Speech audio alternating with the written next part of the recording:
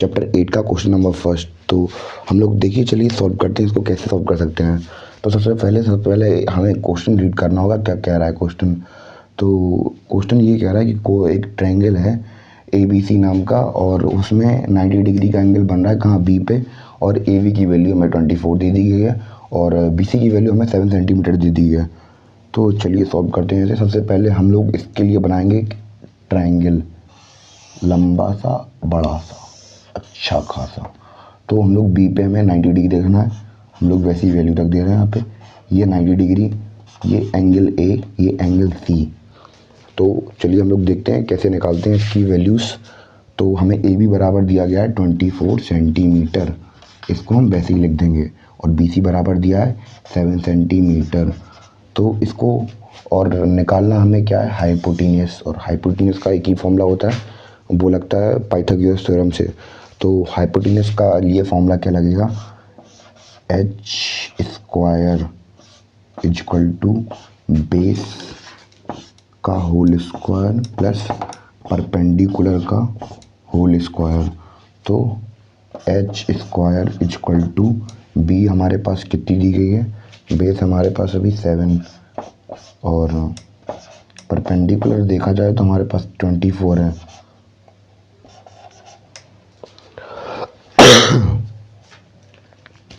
तो इसको हम लोग सॉल्व करते हैं आगे।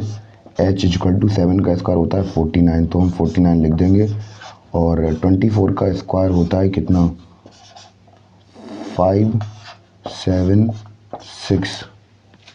आपको स्क्वायर इनके याद होने चाहिए, और इन दोनों को ऐड करने पे हमारे पास आएगा 625, और हमारा हाइपोटेन्यूस का होल स्क्वायर यहाँ पे था, तो ये अंडर रूट यहाँ से यहाँ चली जाएगी, तो हम इसको अंडर रूट चढ़ा देंगे यहाँ पे।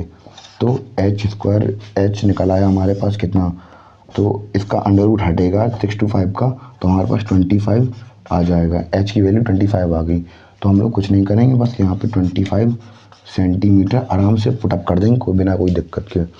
तो अब हमें क्या निकालना है, अब हमें जो वैल्यूज़ दी हैं इनकी वैल्यूज़ निकालनी है।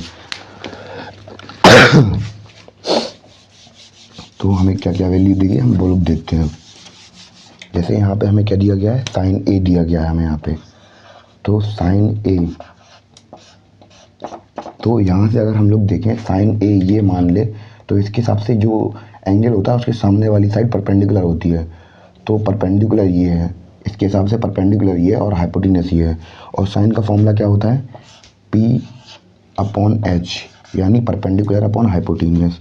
तो परपेंडिकुलर इसके हिसाब से 7 है, तो 7 पुटअप कर देंगे, हाइपोटेन्यूस 25 है तो 25 कर देंगे। और ऐसे ही हम लोग कॉस A की वैल्यू देखेंगे। तो कॉस A की वैल्यू क्या हो जाएगी, यहाँ पे इसका फॉर्मूला होता है B/H, मतलब बेस अपॉन हाइपोटेन्यूस। अब भैया परपेंडिकुलर ये है तो बेस यही होगा अपना, 24 रख दीजिए यहाँ पे, और हाइपोटेन्यूस तो एक ही रहता ही है, बस रख दीजिए। और इस तरह हमारा क्वेश्चन 1 सॉल्व हो गया है। अब हम देखेंगे क्वेश्चन नंबर 2। हमें निकालना क्या है इसमें, साइन C की वैल्यू। अब इसके हिसाब से साइन C ये है, इसके हिसाब से परपेंडिकुलर ये होगा।